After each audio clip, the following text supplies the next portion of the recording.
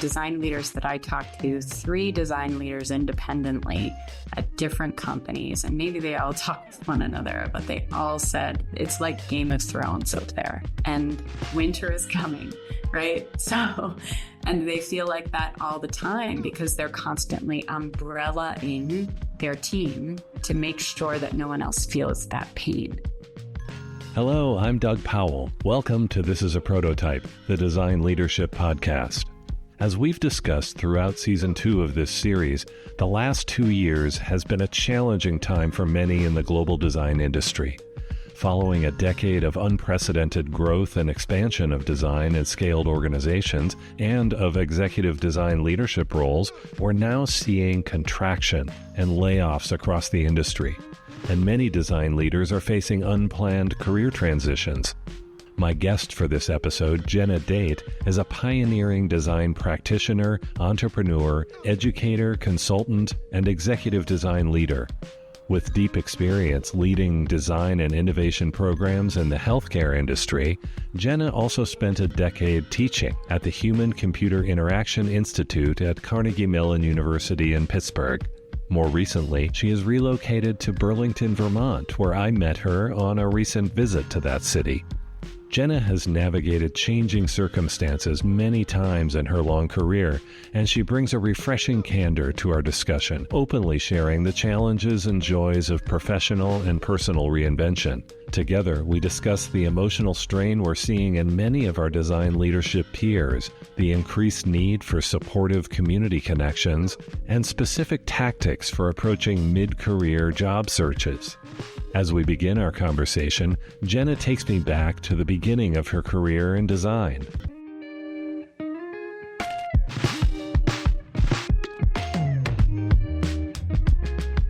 I was going to either be called a business analyst or a usability engineer. And usability engineer was very, very avant-garde because there were visual designers and there was only one visual designer in the company. Like no one else was allowed to tread on that territory. Mm-hmm. So we became usability engineers. That is a stifling title, isn't it? As avant-garde as it was in that day, as you say, it still feels so kind of cold and clinical. Oh, it's terrible. What were you actually doing in that job? Like, what was your day-to-day kind of... UX, UI. So you were actually doing what a modern UX designer might do even today, but it just hadn't been codified or even understood as a practice. Not in that company. And so I think when people are talking about design isn't design anymore and whole groups of us are being laid off, it's just a shift. You can have a choice to remake yourself in any way you want. We were talking about transitions, going through transitions. I'm having to change again, even at this stage of my career, coming in as a fractional strategist or a fractional product management with a design bent. That's really what people are looking for from somebody with my background. Do you think this pattern of reinvention is part of what you're saying seems to be that that's sort of the new normal, that in fact perpetual reinvention is going to be a requirement for designers in the next generation? Is that an idea? That's sort of what I said before, is that it's not new. I look at it like fashion. It only takes 12 years to end a generation and begin another one. Mm-hmm. So, and pants change every 3 years, right? So I have young ones in my life right now that are like, don't ever make me wear a skinny jean ever again. And I will be very interested in 3 years if they're not in skinny jeans. Like we keep thinking that things are supposed to be static, but it never does. It's always changing. It's about reinvention and seeing the beauty in it, treating it like a gift. And cycles of 3 years seems to be has always been the norm for me anyway. I've never thought of myself as one thing from the moment I turned 22 until now. Did the change happen because it needed to happen because of external forces, because your job was changing, or the companies that you were working in, or the organizations were changing, the mission was changing? Or was it more sort of internally driven, like you were feeling like, I need to change? I think it's both. There have been times in my life where I've been laid off. That's a change that I didn't expect, and it's caused me to pivot. Or there have been times when I hear about something interesting or cool, and I make the decision to jump through that window of opportunity. And to me, that's what keeps it interesting and keeps the design alive in me. An example was moving up to Vermont. Like, I made that choice and it was a good one. Nobody said you have to do that. What's interesting to me too is that it really is cyclical for me. There seems to be such, I was going to use the word panic, in the industry right now. People are feeling anxious. There's anxiety. And it seems to be driven in part because a lot of folks who are going through challenging times haven't internalized this idea of change and reinvention as being healthy. It feels foreign. It feels imposed on them. It feels scary and dangerous. And I'm wishing for more peace of mind about where we are as a community of designers. Yeah, I agree with you. For people that this is their first bump, I can imagine it feels pretty hard to hit. I look at anxiety as it can come from within, and then it can come at you. Corporate layoffs. My entire team's gone. My entire team has been scattered across the corporation. My CDO was let go, and now our team is floating without much direction and leadership, and we're shoved underneath engineering or underneath product. If you compound that by the culture in your state and the culture in our nation and the culture in the world, all of this pressure that's coming down on us. And then on top of that, we are addicted to the death scroll. There's this additional anxiety and sadness that's starting to brew within us. And where it's coming from is really difficult to discern. So how do we handle that? I'm not quite sure what the answer is as a designer, but I know that over the course of the last year of being in this life transition of mine in between like a full-time position and into consulting again, I've worked really hard to start to calm my surroundings and calm my habits and focus on the moment-to-moment calm to bring myself to center. And then it actually makes the external culture not seem quite so scary. Anxiety shows up in lots of ways, right? It's like the limbic brain says fight, flight, freeze, or fawn. And fawn is one that's new to a lot of people. It basically means you pet everybody and try and take care of everyone, but it's actually a trauma response. That shows up in lots of different ways. And I see it, I hear their fight, like blame, it's that person's problem. And I hear the freeze, like, I don't know what to do. It's so crazy. And I hear this, well, if I just sit tight and make sure that everything goes okay. Don't make waves. Don't make waves. If I keep my head down and do the work, I'll keep my job.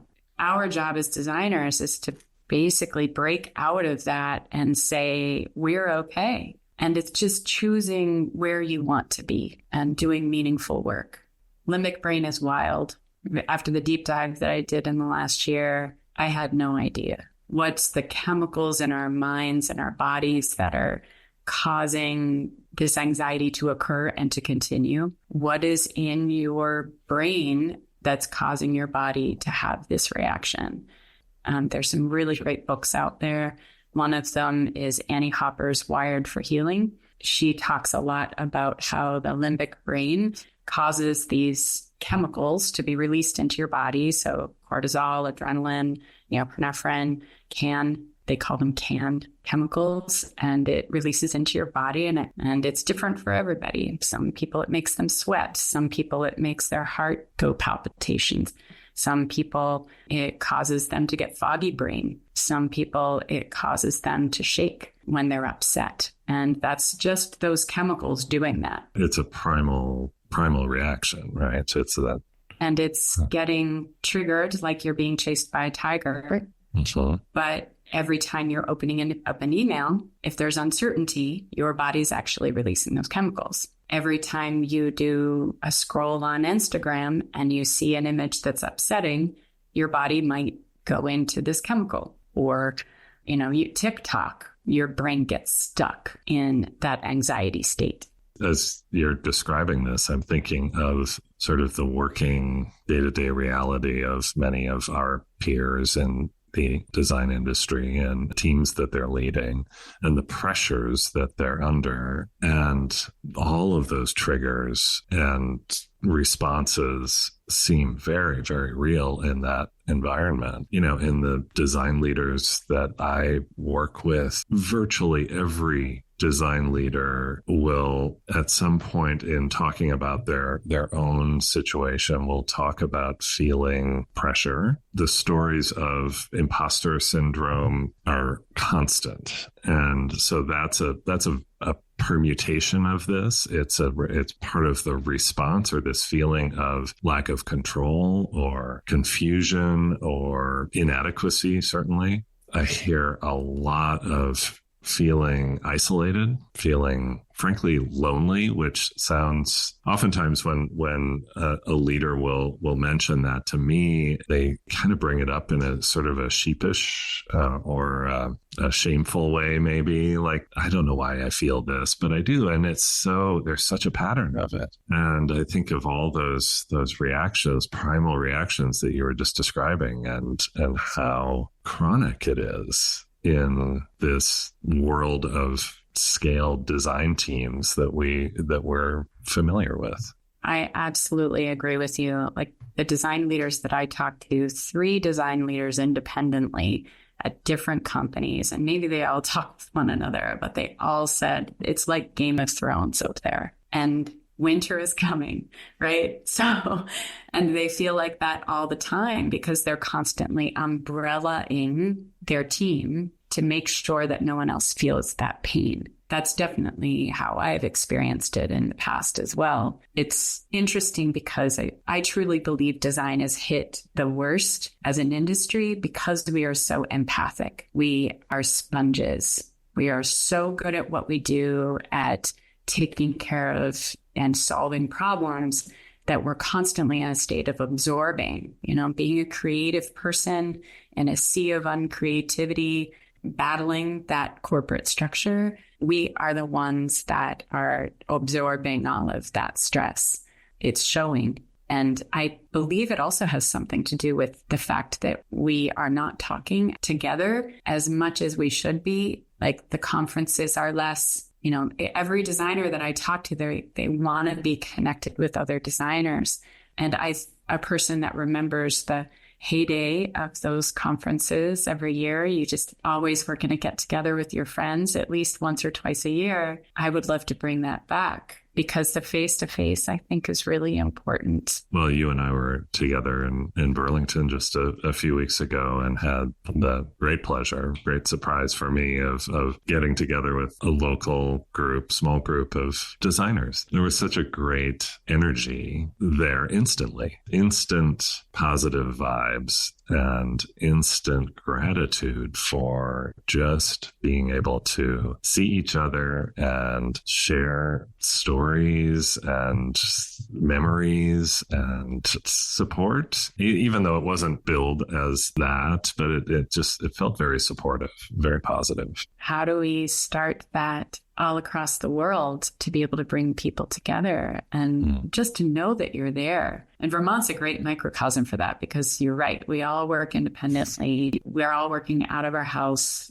We live far away from each other here, so it takes a drive to get to one another. But making that effort for face-to-face is so special. Just as designers soak up the negative, we also soak up the positive. So we're in an environment like that, and to be able to feel that support was really beautiful. And I think there was a lot of gratitude at the table for sure. And perhaps a reminder that you were sort of referencing the great design conferences of yesteryear a moment ago. And yeah, I loved those. I mean, those, and I do miss that. And yet this meetup that we're remembering in Burlington was 10 or 12 people, and it was at the local brewery, and it was not a curated, programmed, produced event. It was just as simple and almost spontaneous as it could be, and yet it fulfilled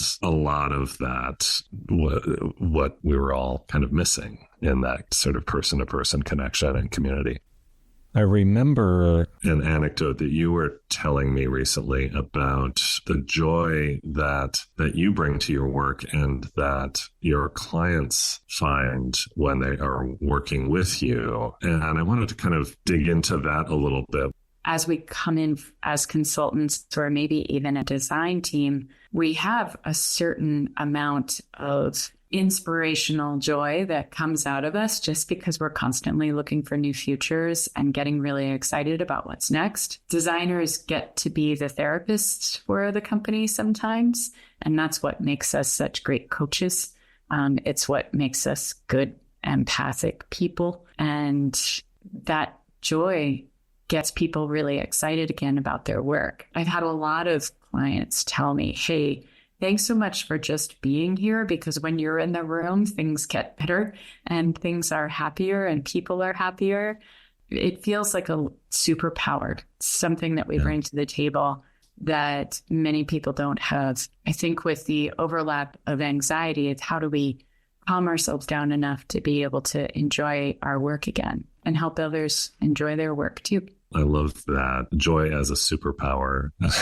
That's amazing. And it actually aligns with a study. When I was at IBM, we had Forrester Research came in to do some research on our design and design thinking program and practice there. And they found a bunch of, pretty impressive outcomes that were tied to the practice and how we were applying it both inside the company and also with IBM client companies. They found, for instance, that teams were moving faster, that teams were more aligned, that there were the cost savings that could be tied to the practice. And all of that was impressive. And it was, important for us at the time to kind of have that validation and that proof. And there was also this outcome or this finding in the study that was surprising, and that was that employee engagement scores and metrics were markedly higher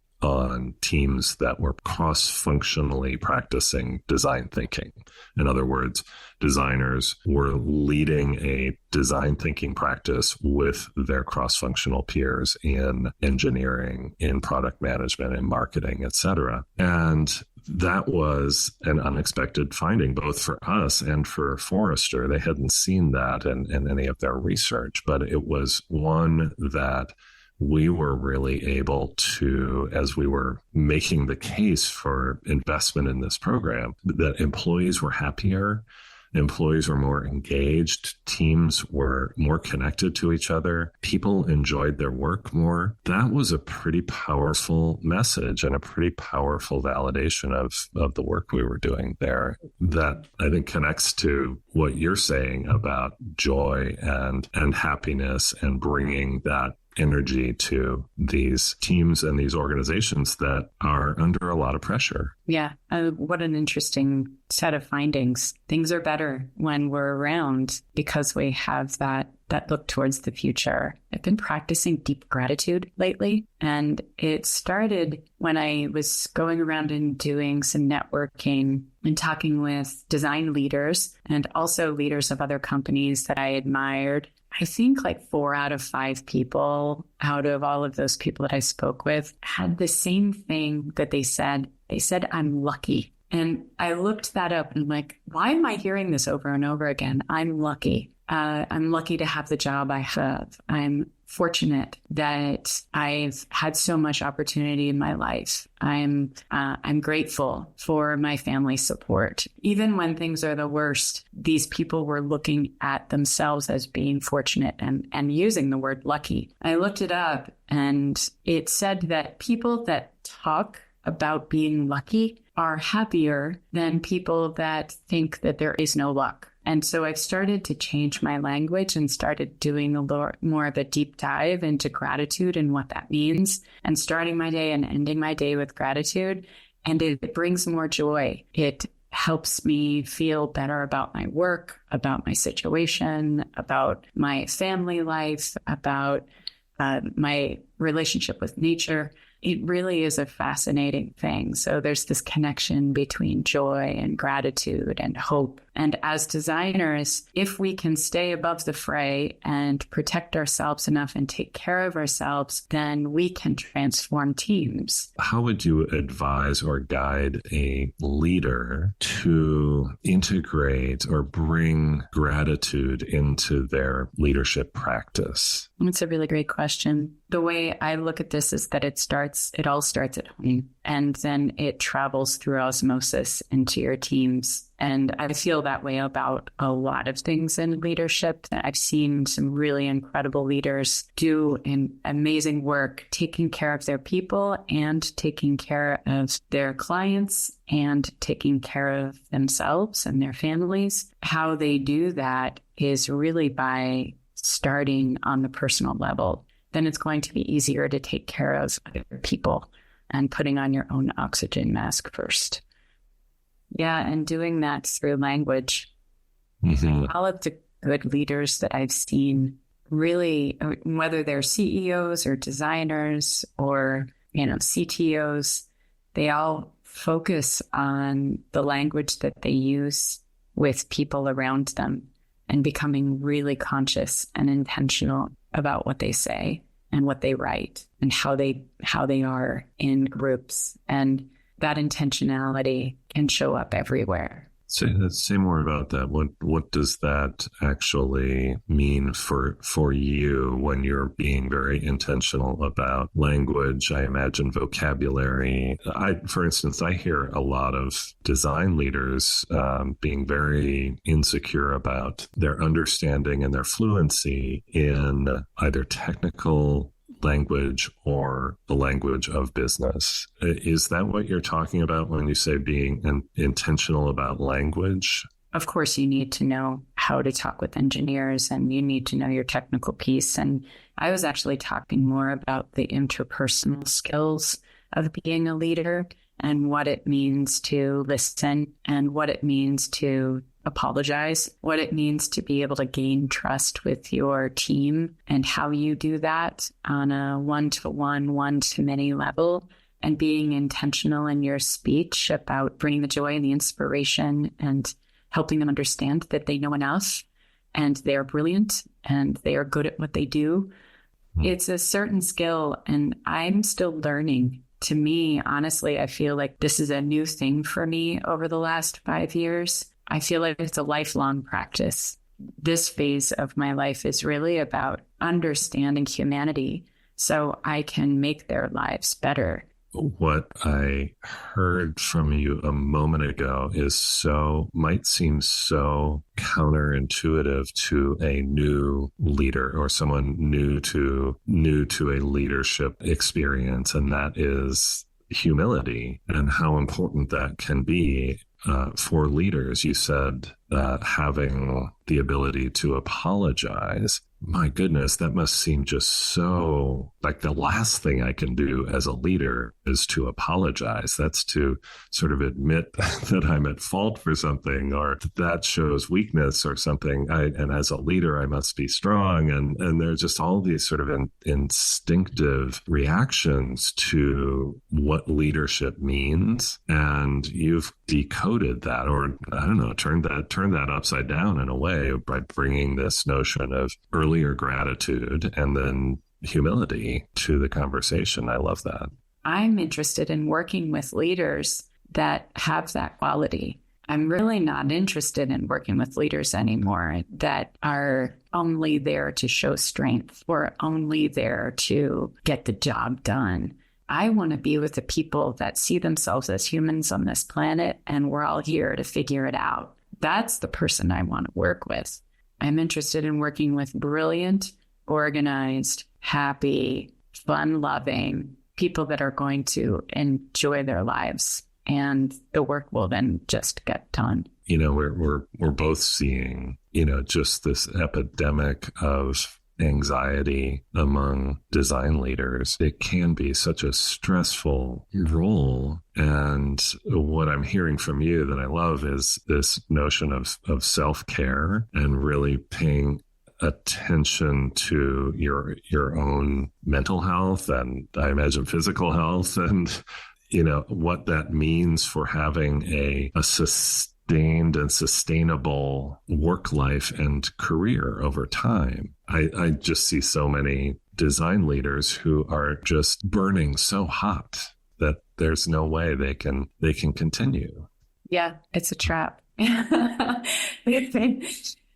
Our governance structure, our public sector structure, our tech structure, corporation structure is all built to run people into the ground. It's not built to take care of people, to take care of employees. There are some companies that are doing it well, and I would love for those to rise to the top and teach the rest of us how to do it well, because I haven't seen that yet in my career. I would love for things to shift.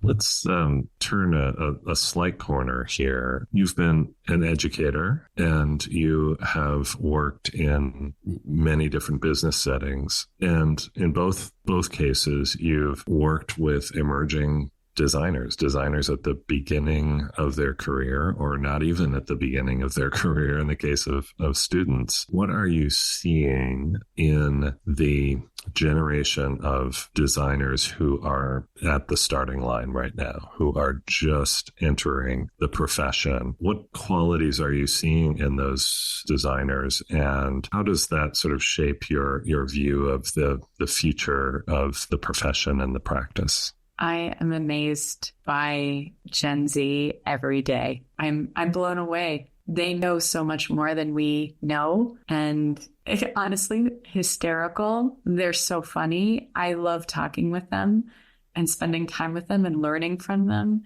because they have so much to share. I really love what they're bringing to the table. I also absolutely appreciate their love for their lives. I think that generation have been through so much at such a young age, collapse of economies, and watched war on television with their parents, and been through the pandemic, were sequestered. And so it's just this interesting thing. Like, I spent time with this friend of mine who's 25 yesterday, and to see their perspective on life and what it means to be in their early career and how they're really looking for life goodness. Like, I want a good life. I don't want to work hard. I watched my parents work hard. I don't want that. I just want easy. And honestly, I don't blame them. And I think it's wicked smart to do it that way, because they're going to be healthier. Their children are going to be healthier. They're not looking for these big paychecks. They're looking for quality of life. And I wish I had done that, because I think I would have been more on top of my game in my health for the long run. That's my opinion. What about yours? Yeah, no, I agree with you and see many of the same qualities. And I think that generation is getting a bad rap, because when you say, some of the values and the balance that they're trying to find in their work and their life, it's easy to assume there is laziness, or there is entitlement, or there is, sort of a lack lack of ambition. I don't see it that way at all. And in fact, I see that idea, that ideal, as being incredibly ambitious and worthy of striving for. And I agree with you. I'm vigorously agreeing with with your point of view and your telling of it. I really see so much humanity in the emerging generation, certainly of designers. And I think that is the core of who we are as practitioners. That's the core of what differentiates us. And so if we have more of that, design is going to be better. Design is going to be more valuable. Design is going to drive better outcomes, not only for businesses, but for the world. Absolutely. Because these people, they don't have one job. They have three, right? Because they're doing other things. They're doing their art on the side. They're working at a comedy club. They're giving back to humanity in other ways besides the work that they're doing in a chair. That's incredible. They're playing music and they're finding joy, not just through their work. They're finding joy doing what they love. And that's a real gift. Whenever somebody says, like, oh, they're lazy, I'm like, wait a minute, didn't our parents say that about us? I think that's just an old person way of looking at the world.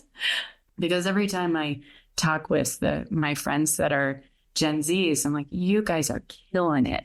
There is nothing about lazy. It's just about they're figuring out how to take care of themselves and take care of each other in the best way they know how.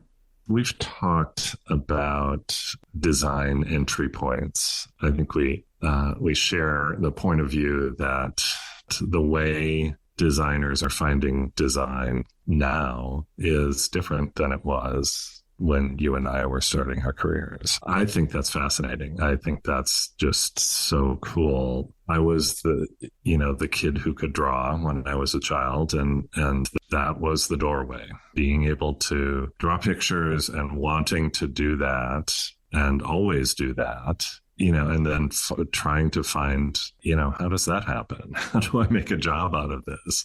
What are the possibilities? And then et cetera, it became the pathway for me. And you have a very different backstory than I do. But now we see so many different entry points that could not have possibly existed when I was starting my career, because the things that, inspired the entry point didn't exist then. I wonder what your thoughts are on that idea and what you're seeing.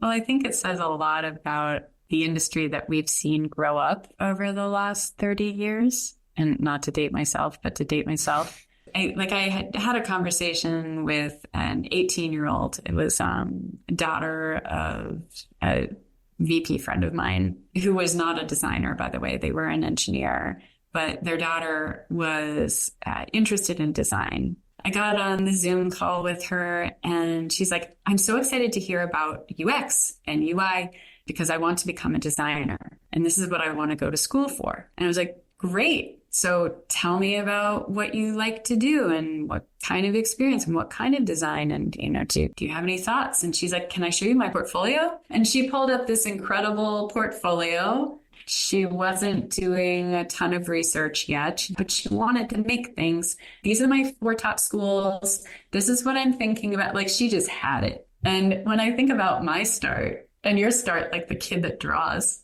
I thought I was going to be an attorney. And I got into law and realized that I never wanted to be an attorney. And I found computers and I started developing databases for law firms in the Pittsburgh area. I was at a law firm and I had little children at home and I wanted to spend the summer with them. So I figured out a way to be able to quit my job and do it remotely with a DSL dial-up back in the 90s. And ran it out of my dining room and developed and designed databases. And this friend of mine said, hey, do you know human-computer interaction? And I was like, no, what's that? You need to go back to school because you're doing it already. But that story and your story, and then combined to the story that's happening now where I want to be a designer and I already have a portfolio and I'm graduating from high school and I was in the robotics club. And that is so incredible to watch.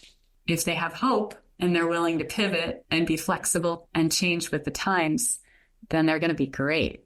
I also see at the other end of whatever sort of spectrum we're building here, I also see that designer early in their career who their entry point was punk rock, or their entry point was graffiti, street art, skateboarding, gaming. That was a very different journey than the one you're describing, but just sort of paints that whole array really in a very rich way. That you think about all of those points of view, then coming into the profession and just sort of fueling this melting pot, which is, we need more of that.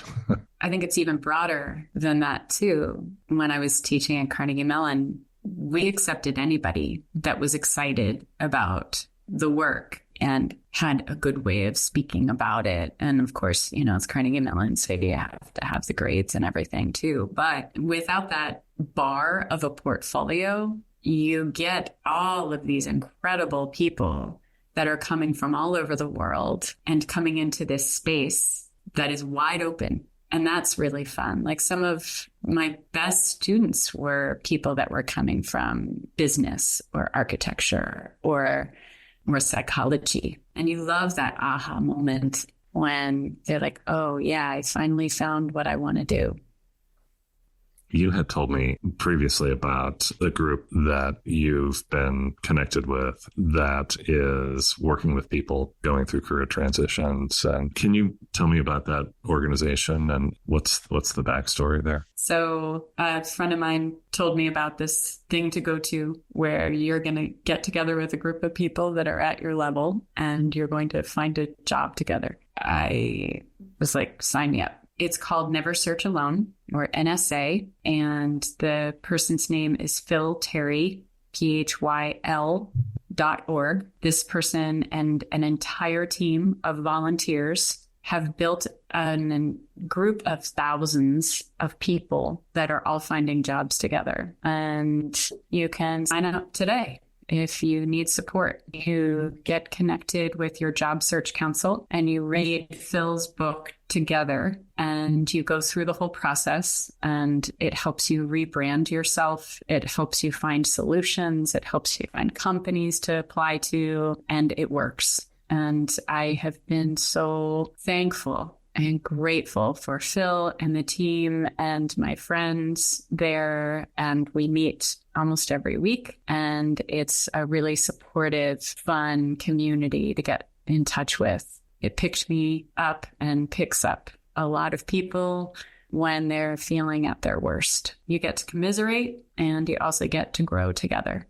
As we were saying earlier, this isolation and, especially going through the trauma of, a job search and or a career transition, especially if that's an unexpected one, which is by and large the case with many people. I mean, just simply feeling like, oh, I'm all alone in this. And to have that built-in community and to have structure and curriculum and shape has got to feel very, very empowering. It does. Absolutely. The JSC, the Job Search Council that you get aligned with, is at your level. So if you're a mid-career person, you're going to be with other mid-careers. If you're a VP, you're going to be with other VPs. And it's for anybody that wants to find a job in tech. I highly recommend it. So, and there's a design group on there as well, helping each other with portfolios and with questions. Yeah, the volunteer aspect of it is special and also differentiating. I mean, there are a lot of paid services out there or paid people out there who are working in this space. And as soon as you introduce compensation and commerce into the career transition experience, it becomes an exchange. You become part of the currency, and that's not the equation here. Once they hear it's volunteer run, it's like, oh, of course, these people aren't trying to make money off of me. They just really want to genuinely help. Yeah, shout out to Phil Terry. I'd like to talk more about Burlington and what you're seeing and experiencing in your time in Burlington, and what inspires you about it. So I ended up here by accident. I came up to Vermont to have clean air and clean water. That was my goal, not coming from Pittsburgh, Pennsylvania. And I came up and did a little tour of the city, and I landed through a recommendation of a friend at this beautiful co-working space called Hula, like the dance. And it's magical little innovation community that was built by a husband and wife team, Russ and Roxanne Scully. And they took an old oven factory and did the most beautiful designerly renovation. And now it's become, a place to be able to go and work and meet new people and have a conference and do meetings. And people come from all around Vermont to experience this place. There's beyond Hula, there's an incredible innovation community that started years ago, a small little group called VCET, VCET. And the leaders there are doing, again, another incredible little innovation hub that's bringing upstarts out of Vermont and out of UVM. The university here, University of Vermont. I've just been blown away. And I had the incredible chance to work with a small university here named Champlain College, which has one of the best cyber schools in the country. And the new president there, Alex Hernandez, is one of those incredible servant leaders that I was talking about earlier. He just exudes inspiration and excitement for these young people that are coming into industry. Every time I turn around, there's another group of happy, innovative people doing really interesting things, doing it for Vermont. Like, everyone is really about expanding each other's horizons and doing good things for the planet, and in a sustainable way, taking care of each other and taking care of the state. So I decided to settle here because of all of those things. And also, there are very few places that you can look in one direction and see the most beautiful mountains and be there within 30 minutes, and also look the other direction and be in one of the most gorgeous lakes in the country. I sort of think of it like Pittsburgh 20 years ago. It was a small little innovation hub with a lot of really interesting people and new people moving in, doing really great things. Beautiful things get built out of communities like that. And Vermont is a state of makers, and they take care of their employees here. You work hard, but then you're up on the mountain skiing if there's a good snow day. So I love it, and I would recommend it to anyone. Hula in particular just blew me away as just a stunningly designed space that is so surprising, to be honest, in that setting. And it's just such a natural magnet. I want to be there right now. It's just such an inspiring, environment right on the lakeshore. Beautiful, beautiful views, but also access to nature right out the door, literally. As you described, just this convening of creative and brilliant people who share a commitment. It was what I got a sense of there, just a commitment to do great work and to have that work be about the place. I mean, yesterday I was in a meeting in the back of the building. You get in your head and you get focused and you're doing your thing. And then you come out and the lake changes color every moment of every day, depending on where the sun is and where the clouds are and if the wind has picked up. And you look out the window and instantly feel calmed and inspired at the same time. It flows through your body and helps you connect immediately with one small, short visual. And for a designer to be in that environment and to be able to sit on that couch and look out the window and be doing the work while you're around that body of water is a phenomenal experience. It's visceral and enlightening. And I'm so grateful that Russ and Roxanne had the vision and so grateful for all of the people there that take care of this beautiful building. That's all for this episode of This is a Prototype, the Design Leadership Podcast. Special thanks to Scott Leach of Brand Speak Communications for his production assistance, and to Graham Barton for his original theme music. I'd love for you to help me grow the audience for this podcast by liking and following it on your favorite podcast platform. And I'd also love your help finding great design leaders for future episodes of the show. Please reach out to me on LinkedIn with your ideas. You can find out more about my work as a design leader on my website, dougpowell.design. That's all for now. We'll see you next time.